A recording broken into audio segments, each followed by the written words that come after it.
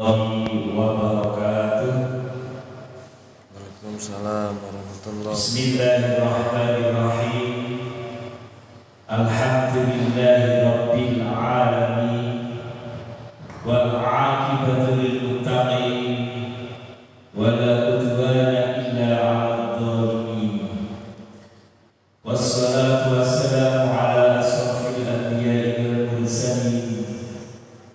Sayyidina wa maulana Muhammadin wa ala alihi wa sahbihi wa sallim ajma'in. Amma ba'd. Hadratil kiram, para alim, para ulama ingkang kawula hormati, sedaya jamaah musholah Baitul Ma'mur, bapak-bapak, anak-anak, adik-adik semuanya yang berbahagia. Tiada kata yang patut kita ucapkan, kita sanjungkan kehadiran Allah Subhanahu wa Ta'ala dalam setiap helaan nafas kita. Semuanya tertuju pada rasa syukur kehadiran Allah Subhanahu wa Ta'ala. Pada kesempatan hari ini kita masih diberikan kesehatan, kita masih diberikan kenikmatan, kita bisa diberikan kesempatan untuk melaksanakan ibadah di bulan Ramadan ini. Alhamdulillahirabbil alamin. Salawat serta salam semoga tetap tercurahkan kepada baginda Rasulullah Muhammad sallallahu alaihi wasallam. Hadirin rahimakumullah, pada kesempatan yang kemarin kita telah menuntaskan bahasan bab yang kelima dari kitab Mubabul Hadis. Pada saat ini kita akan melanjutkan pembahasan pada bab yang ke-6, Al-Babus Sadis fi fadilatil wudhu'i. Iku fi fadilatil wudhu'i tetap ing dalem nerangake keutamaane wudu. Hadis yang pertama, qala Nabi sallallahu alaihi wasallam, dawuh sapa Kanjeng Nabi Muhammad sallallahu alaihi wasallam, man tawaddaa lis-sholati fa ahsana al-wudhu'a thumma qama ila sholati fa innahu yakhruju min khati'atihi kayawma waladathu ummuhu fa innahu yakhruju min khati'atihi kayawma waladathu ummuhu.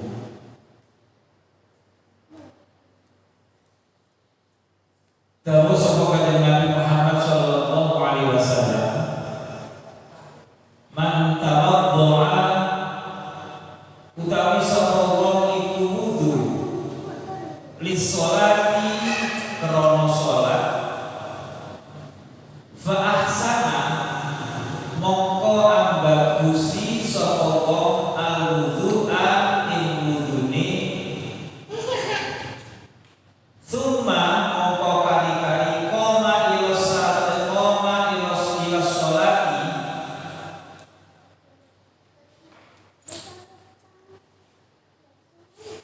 jumeneng sapa wong marang salat, fa innahu yakhruju mongko setuhune wong iku mau metu sapa man min khati'atihi saking keluputane sapa wong kayauma waladathu ummuhu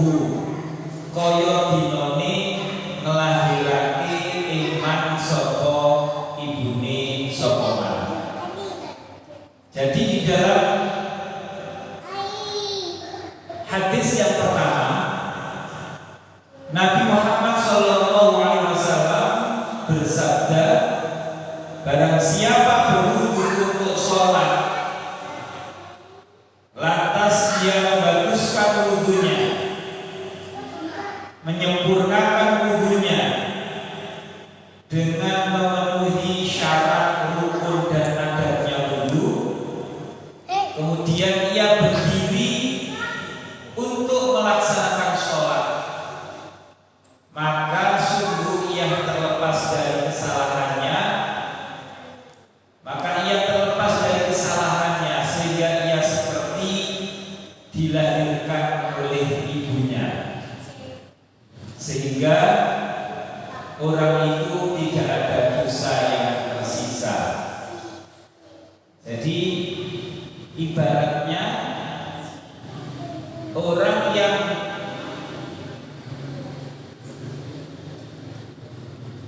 melaksanakan wudhu dalam rangka untuk sholat dengan menyempurnakan syarat dan rukunnya wudhu, dan orang tersebut melaksanakan sholat, maka sesungguhnya dia seperti terlepas dari kesalahan dan bersih seperti pada waktu dilahirkan oleh ibunya. Jadi tidak mendapatkan atau tidak menanggung dosa karena sudah dihapus dengan wudunya. Ini hadis yang pertama. Maka wudu yang bagaimana yang masuk pada kriteria hadis ini, kita perlu mencermati bagaimana wudu kita yang sesuai dengan syariat, wudu yang sesuai dengan syarat dan rukunnya wudu dilaksanakan. Ya. Adabnya wudu harus diperhatikan sehingga wudu kita bisa menjadi wudu yang sempurna, wudu yang sesuai dengan syariatnya. Ya. Jadi hadis ini jelas, man tawaddaa lis-sholati fa ahsanal wudu'a tsumma qama ila sholati fa innahu yakhruju min khati'atihi ka yauma waladathu ummuhu. Ya. Nah, sekarang kita fahami apa yang menjadi rukunnya wudu. Ya, rukunnya wudu. Syaratnya wudu dan adabnya wudu. Pada saatnya nanti kita akan mempraktekkan bagaimana yang melaksanakan wudu yang sesuai dengan syariat itu. Dilanjutkan dalam hadis ini, waqala sallallahu alaihi wasallam, man tawaddaa lis-sholati wa shalla kafarallahu dzunubahu ma bainahu wa bainas sholatil ukhra allati taliha. Disebutkan Nabi Muhammad sallallahu alaihi wasallam bersabda, barang siapa berwudu untuk sholat dan kemudian ia sholat, maka Allah akan menutupi dosa-dosanya, dosa antara wudu dan antara sholat dan sesudahnya sholat. Nah, ini ya, kembali lagi bagaimana wudu itu sehingga bisa menghapuskan dosa-dosa kita. Ya, kita tahu bahwa wudu itu bagian dari syarat sahnya sholat kita. Apabila wudunya sudah tidak sempurna, wudunya tidak sah, maka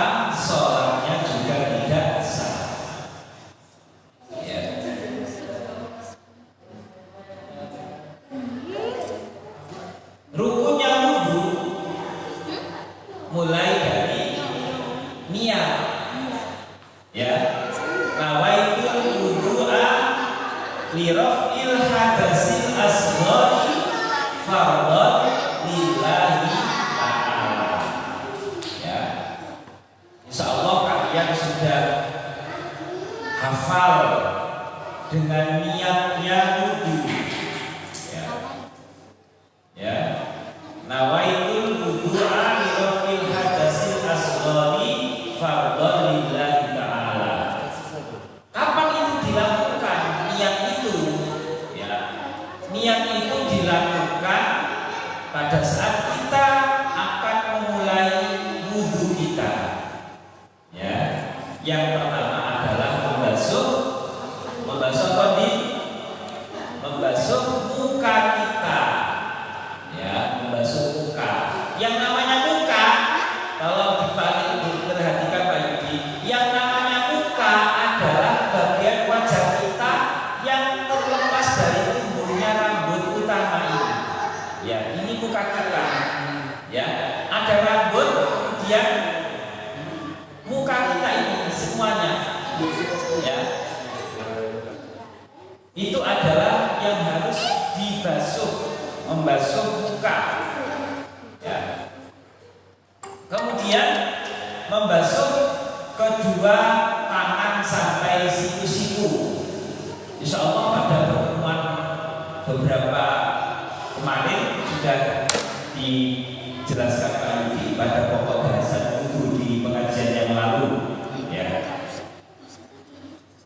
Membasuh kedua tangan sampai siku-siku. Jadi bukan hanya menghilangkan air, tetapi harus dibasuh. Ya, harus di dalam bahasa Jawa dikosoki sehingga air itu sampai pada kulit kita. Ya, air sampai pada kulit kita. Nah, kulit yang mana? Yaitu kulit tangan sampai pada siku-siku, sambure siku. Jadi kalau ada anak perempuan atau laki-laki bila wudhu Pak Yudi lihat lengannya panjang, diwengkes titik tok. Ya, mari nawaitul wudu alirafil hadasil asghari fardhu lillahi ta'ala, ambil air, terus yang dibasuh itu hanya ini antara muka, hidung dan mulutnya gini saja. Itu tidak sah wudunya, tidak sempurna. Apalagi membasuh kedua tangannya, yang dibasuh hanya jari-jari ke atas. Ya, sampai pergelangan itu yang dibasuh, yang ke atas sampai siku-siku dibiarkan kering. Itu pun juga tidak sempurna wudu kita. Ya.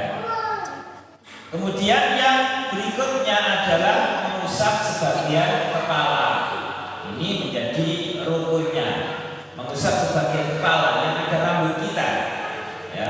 Yang kelima, membasuh kedua kaki sampai mata kaki. Ya, gak usah sampai nang dhuwur-dhuwur, nang dukul-dukul, gak usah. Antara kaki kita, jari-jari kita ke atas sampai mata kaki. Ngerti mata kaki? Mata kaki itu apa bahasa Jawa ini? Apa barangnya? Ya, mata kaki. Gelugel. Oh, gelugel. Ya. Sing mentol itu. Ya. Kemiri. Kemiren. Ya. Itu. Jadi kalau wudu yang dibasuh hanya jari-jarinya, ya tidak sah wudunya. Padha karo ejo. Ya. Bukan wudu. Yang keenam rukunnya adalah tertib. Tertib itu maksudnya urut. Urut itu melakukan kegiatan dari rukun yang pertama sampai rukun yang terakhir itu bersambung. Ya, gak kondur misal mundur. Ya, urut. Niat dulu, membasuh muka, membasuh kedua tangan sampai siku-siku, mengusap sebagian kepala, membasuh kedua kaki sampai mata kaki dan tertib. Nah, ini yang menjadi rukunnya wudu. Nek wudu mulai niat sih, mari niat terus tangannya saya dikosoki. Mari ngosoki tangannya terus baru membasuh mukanya. Ya.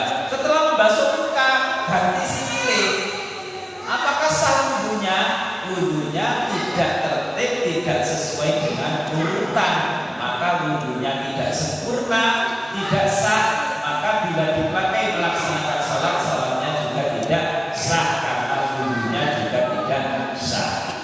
Ya. Nah, ini yang ada zaman saiki ya.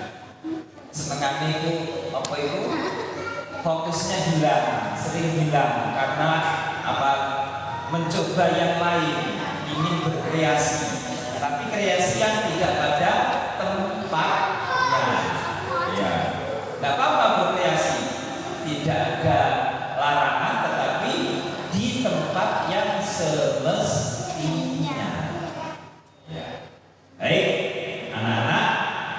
Jadi sebelum lanjut selanjutkan dengan hadis yang membahas tentang keutamaan wudhu, yang terpenting adalah memberikan penjelasan kepada kalian bagaimana wudhu itu dilakukan sesuai dengan syarat dan tentunya wudhu dan sunnah-sunnahnya, sehingga wudhunya bisa jadi wudhu yang sempurna.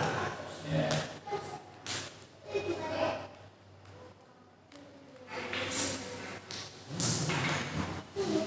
Setelah melaksanakan wudhu, maka kita bisa melaksanakan sholat. Ya.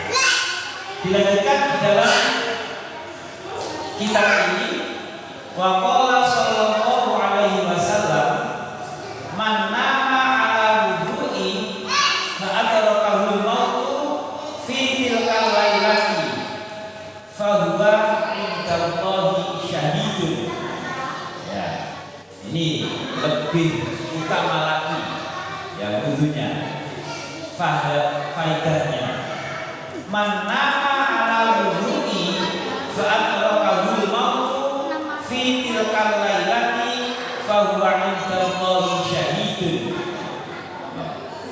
Man utawi sapa wong nama iku turu ala wudhu'i kali tetep ing atase wudhu, fa adrakahu al-mautu mongko nemu ing man apa patine fitil kalaini ing dalem kono-kono wengi, fa huwa indallahi syahidun mongko utawi man nunggune Allah iku klebu mati syahid.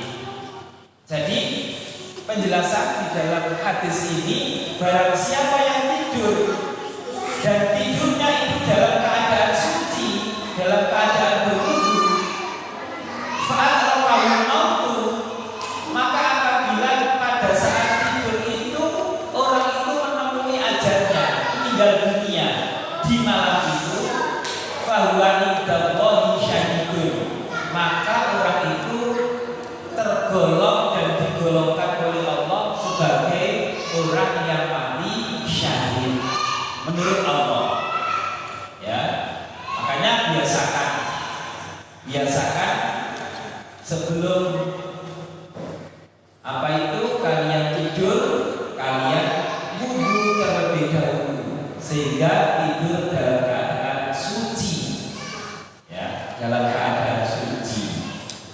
Di buku kalian itu kalian kan ada centangan itu ya, ayana, ada centangan kalau mau tidur wudhu dulu apa tidak, kan ada ya centangan di buku kalian itu. Ya. Itu membangun apa? Supaya kalian terbiasa sebelum tidur itu berwudu dulu, bersuci dulu. Ya, karena banyak manfaatnya apabila kita tidur dalam keadaan suci atau dalam keadaan mempunyai wudu. Ya. Itu tadi. Banyak sekali kita jumpai di media sosial, di YouTube, di apa itu berita-berita di luar sana, ada orang yang meninggal pada saat tidur. Ya. Ada orang yang sehat, tidak sakit, ya, tidur, tapi dalam tidurnya tidur selama-lamanya. Ya, naudzubillah min dzalik. Semoga kita diberikan Allah umur yang panjang. Maka apabila Allah menakdirkan kita pada saat tidur itu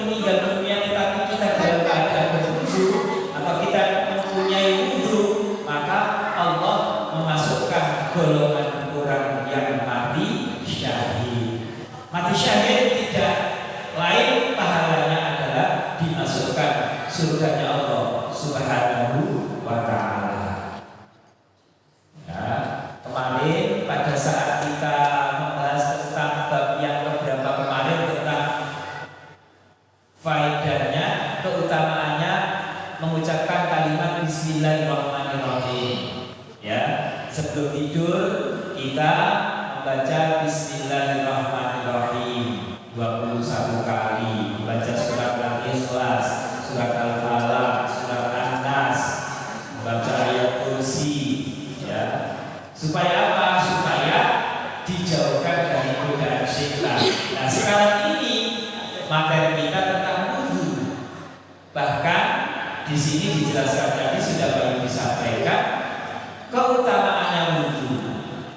Ya, sebelum tidur apabila kita wudu, mempunyai wudu suci dan mendapatkan maut pada saat kita tidur itu, maka Allah memasukkan kita dalam golongannya orang yang mati syahid. Nah, ini yang harus dipraktekkan. Ya, kalian kalau mau tidur, ya walaupun berat, Pak Yudi juga sama, tidak terbiasa, kadang-kadang ngiling ya wudu. Kalau tidak ingat ya tidak wudu. Ya, makanya ini pembelajaran untuk kita semua. Jadi apabila kita mau bersih badan kita, bersih mental kita, bersih rohani kita biasakan sebelum tidur kita berwudu, bersuci terlebih dahulu. Ya. Konek wis wudu, maca bismillah, HP ini lali. Ya, HP ini lali karena sudah fokus, sudah wudu, sudah bersih, melafalkan bismillah, melafalkan ayat-ayat pendek, ya, tidurnya dalam keadaan yang sempurna baik. Ya. Tapi kita biasanya tidak seperti itu. Gak bisa turu ngobrol, gak bisa turu nyetel TV, gak bisa turu gila hiburan HP. Mari delok TV ini durung mati, wong turu akhirnya diganti didelok TV. Ya, itu yang biasa. Kita mudah-mudahan kita bisa merubah kebiasaan kita yang belum baik itu menjadi kebiasaan-kebiasaan yang lebih baik. Anak-anak sekalian yang berbahagia, sudah waktunya menjelang berbuka puasa. Mudah-mudahan kita diberikan kekuatan untuk melaksanakan puasa sampai akhir Ramadan nanti. Mudah-mudahan kegiatan kita mengaji bersama ini bisa istiqomah, bisa berlanjut. Nah, sing semangat. Kalau kalian semangat, Pak Yudi juga semangat. Nanti insya Allah pada hari-hari berikutnya nanti akan lanjutkan Pak Hasan, Pak Ustadz Hasan dan Pak Ustadz Munir. Terima kasih. Assalamualaikum warahmatullahi wabarakatuh. Waalaikumsalam.